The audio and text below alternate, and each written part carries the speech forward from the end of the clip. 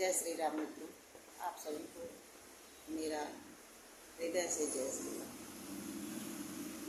मित्रों, आज आप लोगों के बीच में मैं बहुत छोटी सी कविता लेकर के आई। मैं जीवन में कभी किसी से डरती नहीं, सम्मान सबका करती हूँ और करती ही रहूँगी, लेकिन डर के जिंदगी जीना ये मेरी सोच में नहीं। इसीलिए मैं आप लोगों के सामने एक कविता रख रही हूँ। धरती माता सबकी माता, धरती माता सबकी माता, अब परम पिता परमेश्वर है। माँ की गोद पिता का छाया, बोलो फिर किसका डर है। जब जन्म देने वाली मेरी माँ और परम पिता परमेश्वर मेरे साथ हैं, तो फिर मेरा कोई क्या बिगाड़ सकता है। अगर हम सही हैं तो हमें डरने की क्या आवश्यकता है, हमें लड़ने की आवश्यकता है। और मैं अपने हक अधिकार के लिए लड़ूंगी, अपने धर्म के लिए लड़ूंगी।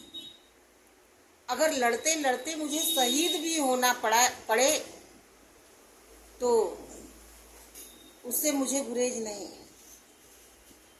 मैं अपने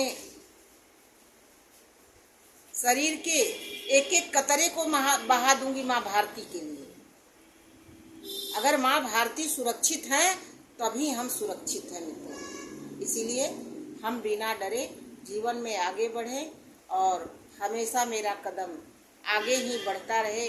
अटल जी हमेशा यही कहते थे कि हमें पीछे मुड़ के देखना नहीं चाहिए, सदैव आगे की तरफ चलना चाहिए, चलते रहना चाहिए, कभी रुकना नहीं चाहिए, मेरा कदम कभी डगमगाना नहीं चाहिए। अगर मेरे कदम स्थिर रहे, आगे बढ़ते रहे, तो मैं वो करके दिखा सकती हूँ जो कभी सोचा भी नहीं होगा। इसलिए मैं आप सभी से यही निवेदन करूँगी कि आप लोग भी अटल रहें, अपने स्वयं पे विश्वास रखें, किसी से डरने की ज़रूरत नहीं है। अपने धर्म का प्रसार करने में कहीं कोताही करने की ज़रूरत नहीं है। अगर हम हिंदू हैं तो गर्व से कहेंगे कि हम हिंदू हैं। वही बात हुई ना कि अब भी अगर हमारा खून न खौले तो खून नहीं, वह पानी है। ज्ञानवापी के कुएं में जो है भगवान भोलेनाथ की मूर्ति निकल रही है। शिवलिंग हमें मिलती है, तो समझ लीजिए कि ऐसे कितने स्थान होंगे जहाँ शिव समाहित होंगे। हम हर जगह थे, लेकिन आताताइयों की वजह से आज मेरे धर्म पे कुठाराघात किया जा रहा है। इसलिए हमें एक होकर के संगठित होके लड़ना चाहिए।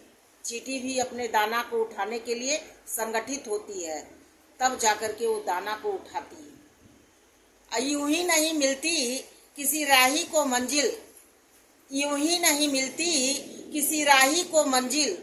इसलिए हमें अपने जुनून को जगाना पड़ता है।